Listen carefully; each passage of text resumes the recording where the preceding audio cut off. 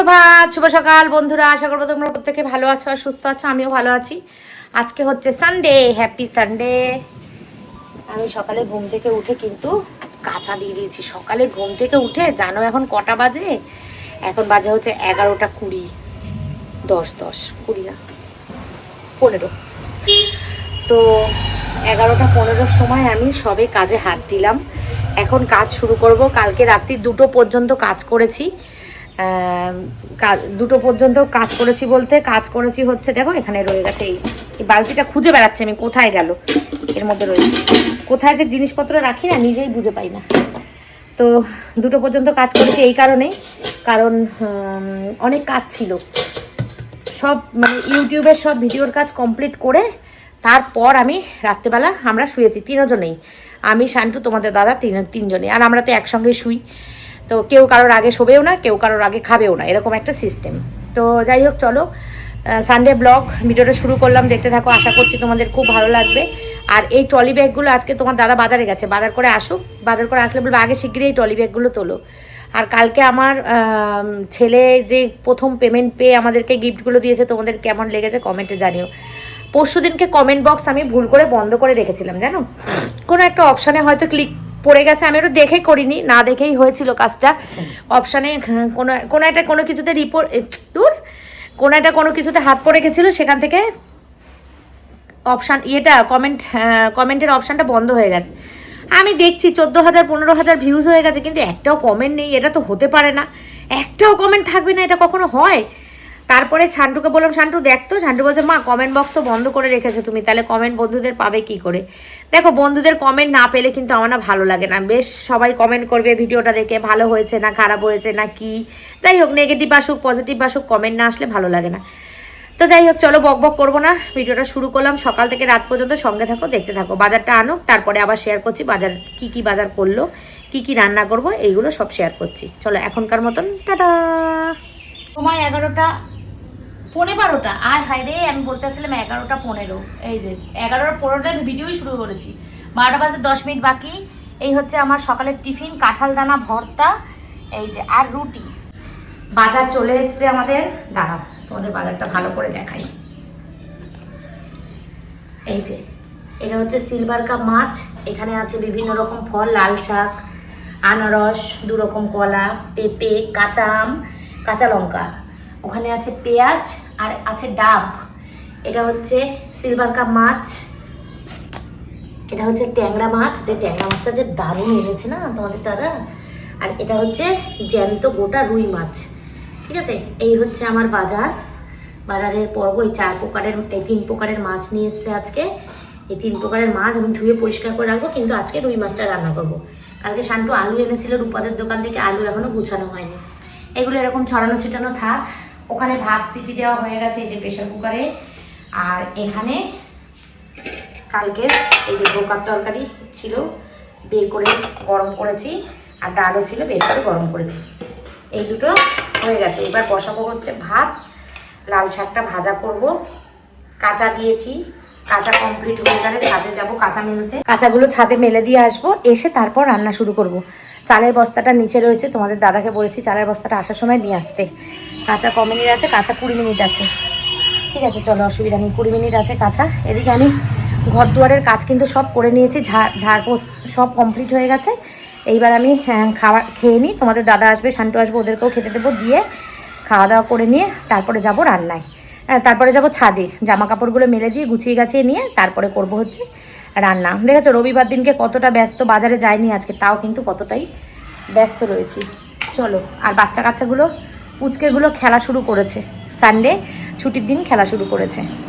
তো কেটে নিয়েছি, এই যে রসুন ফোড়ন দিয়ে, পেঁয়াজ দিয়ে লাল শাক ভাজবো। মা কেটে দিয়ে গেছে। মাছগুলো এখনও গুছানো হয়নি, মাছগুলো এই গুছাবো, গুছিয়ে তুলবো। এখানে মাছের ঝোলের আলু কাটা হয়ে গেছে, আর এখানে আছে মাছের তেল, পেঁয়াজ দিয়ে আলু দিয়ে ভাজবো। আর আমটা সেদ্ধ করতে বলবো তোমার দাদা, কালকে ডাল আছে তো, ডাল আজকে আর করবো না, বলছে ইয়ে করো, আমটা সেদ্ধ করো। ব্যাস, এই হচ্ছে শাক ভাজা।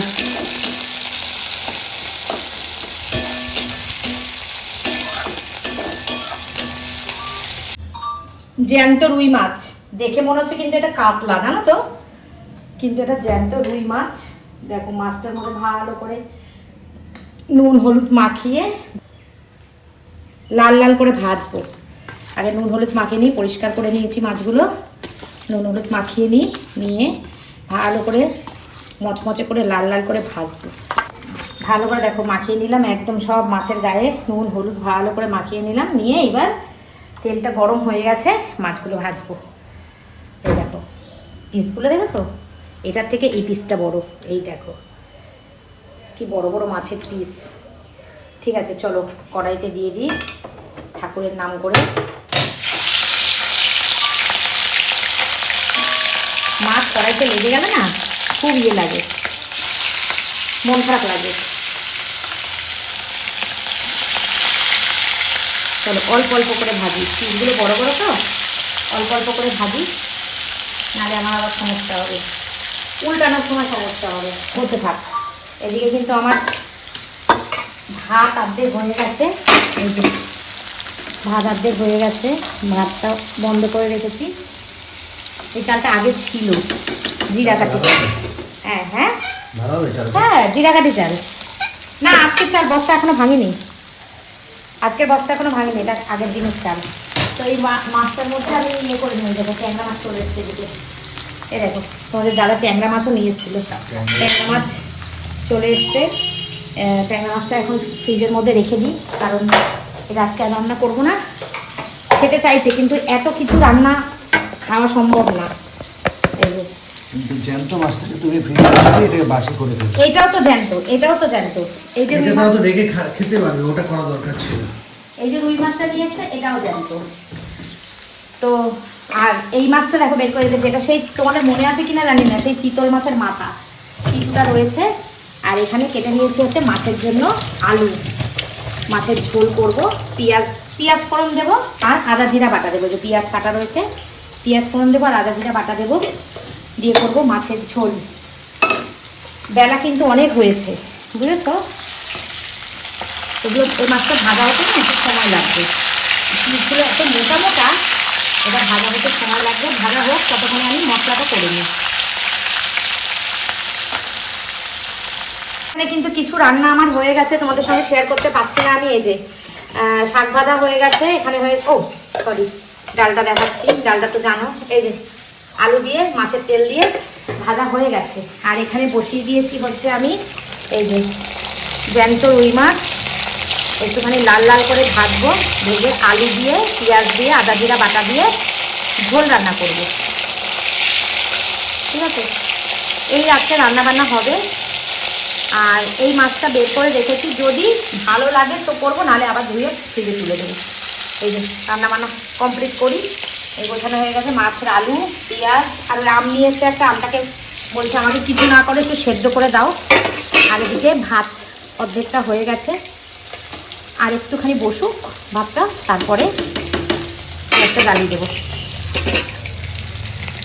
অলরেডি 1টা বেজে গেছে, নিশ্চয়ই তোমরা তোমাদের ভিডিও পেয়ে গেছো। কি গরম বাপরে বাপ, এত গরম তা বলার কথা না। যাই হোক, একটা বেজে গেছে, 1:15 বাজে, হয়ে যাবে রান্না। মাছের ঝোলটা হলেই তো হয়ে যাবে। মাছের ঝোল রান্না করতে বেশি ইয়ে লাগে না, ঝামেলা নেই। চলো রান্নাটা করে নিই, পরে তোমাদের ফাইনাল লুক দেখাচ্ছি। আজকে 2 মাছ লেট হয়ে গেছে, বাজে হচ্ছে 2:37, আর আমি আজকে পাগলের মতন রান্না করেছি, যত পেরেছি রান্না করেছি। তোমাদের সঙ্গে শেয়ার করি, চলো রান্না বান্নাগুলো দেখিয়ে নিয়ে তারপর যাবো হচ্ছে চান করতে। নিচের ঘরে মনে হচ্ছে কাজ রয়েছে, আছে তো নিচের ঘরে বিছানা হয়েছে, বিছানা নেই। দেখো প্রচুর পরিমাণে রান্না বান্না করেছি আজকে আমি। এই দেখো, এটা হচ্ছে চিতল মাছের মাথা কষা। আচ্ছা এইটা তো দেখেছো, লাল শাক ভাজা, এগুলো দেখেছো। মাছের তেল ভাজা, ওটা দেখেছো, মাছের তেল ভাজা এটাও দেখেছো। কি নিজেই বলছি, নিজে বক করছি। এটা আছে এই যে রুই মাছের ঝোল, এখানে ভাত আছে, এই যে অনেকটা ভাত, আর এখানে করেছি হচ্ছে আমের চাটনি। এই হচ্ছে আজকে আমার দুপুরে রান্না বান্না। সব টেবিলে নিয়ে নিয়েছি, পরিষ্কার বাসন কোসন মেজে নিয়েছি, তারপরে বেসিন মেজে নিয়েছি, গ্যাস মুছে নিয়েছি, সব কমপ্লিট। তো এখন আমি যাব স্নান করতে, এখন আর দাঁড়াচ্ছি না, এখন যাব স্নান করতে। নিজের ঘরে গিয়ে একটু 5 মিনিট রেস্ট নেবো, রেস্ট নিয়ে তারপর স্নান টান করে পুজো টুজো দিয়ে তারপরে খাবো। খেয়ে দিয়ে উঠতে উঠতে আজকে মনে হচ্ছে 4:30 বাজবে। চলো আর বকবক করবো না, যাই এবার স্নানে যাই।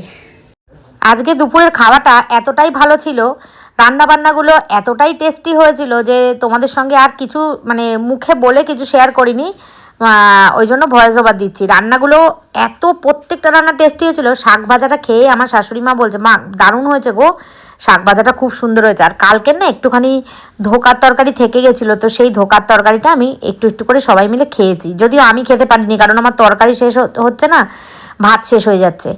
তো যাই হোক, চলো রবিবার দিন দুপুরবেলাটা খুব ভালো লাগে, সবাই মিলে এক জায়গায় একসঙ্গে খেতে বসি, খুব ভালো লাগে। সারা সপ্তাহে একা একাই খাই, যেহেতু ব্যায়ামে যাই, সেজন্য তাড়াতাড়ি করে একা একা খেয়ে নিই। আর রবিবার দিনকে সবাই মিলে একসাথে খেতে বসি, খুব ভালো লাগে।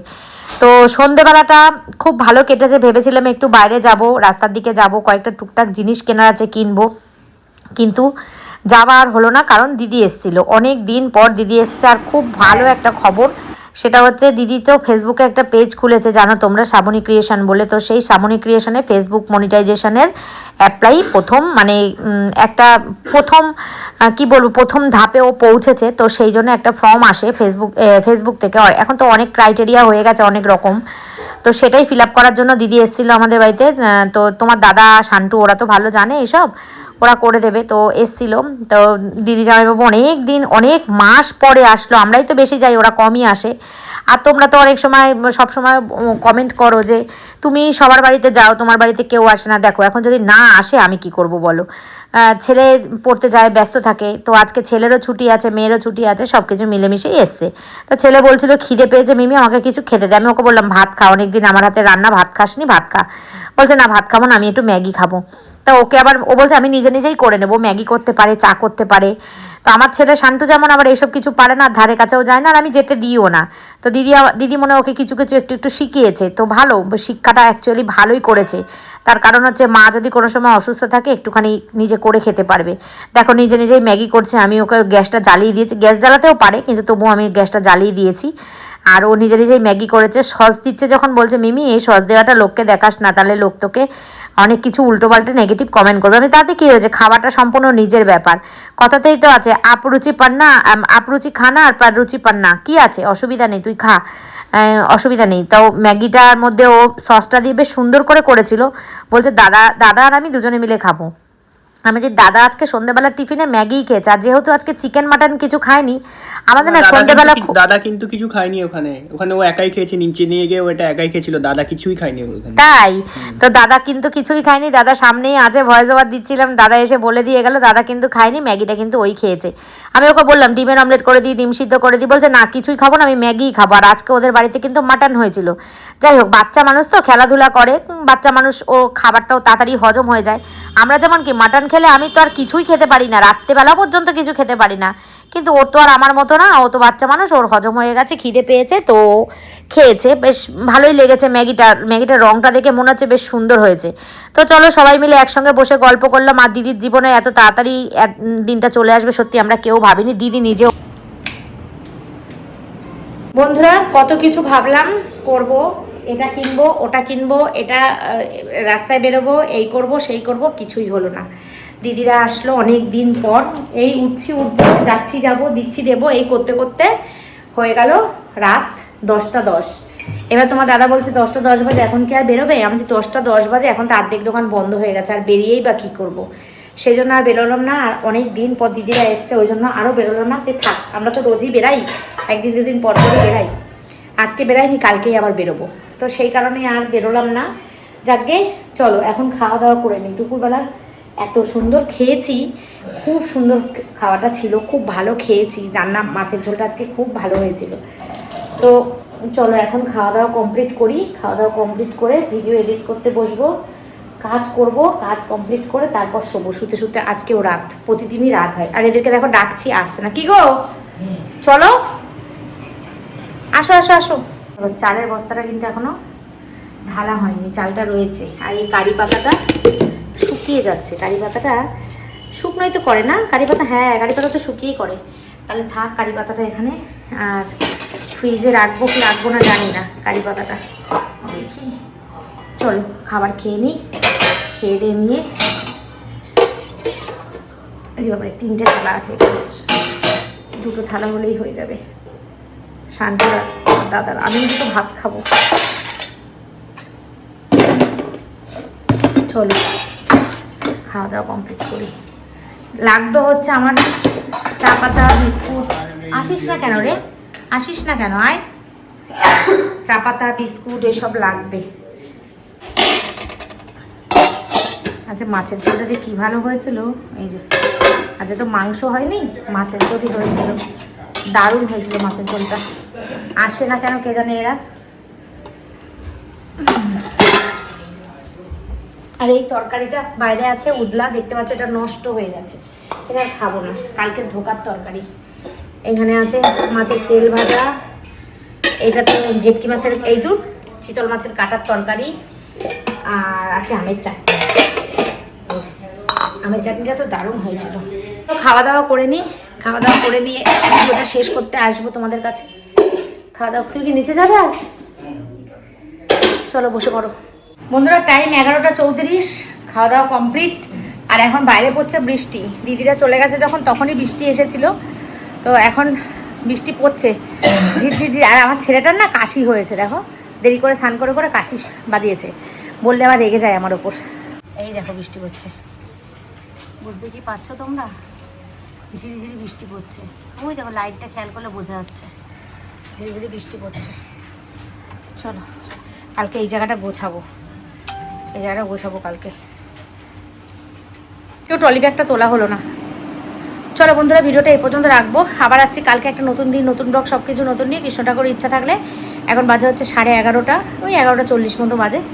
চলো ভিডিওটা এডিট করি, এডিট করে কমপ্লিট করে ভিডিওটা আপলোডে বসিয়ে দিয়ে তারপর শোবো। চলো টাটা, গুড নাইট, টাটা। জানি খুব সিম্পল ব্লগ হলো, সানডেতে খুব সিম্পল হলো ব্লগটা। একটু বাইরে বেরোলে তোমাদের সঙ্গে বাইরের কিছু শেয়ার করতাম, এটা ওটা দেখাতাম, একটু ভালো লাগতো, তোমাদেরও ভালো লাগতো, আমারও ভালো লাগতো, কিন্তু কিছু করার নেই। আর কালকে যে ভিডিওটা আমি ছেড়েছি, আমার ছেলে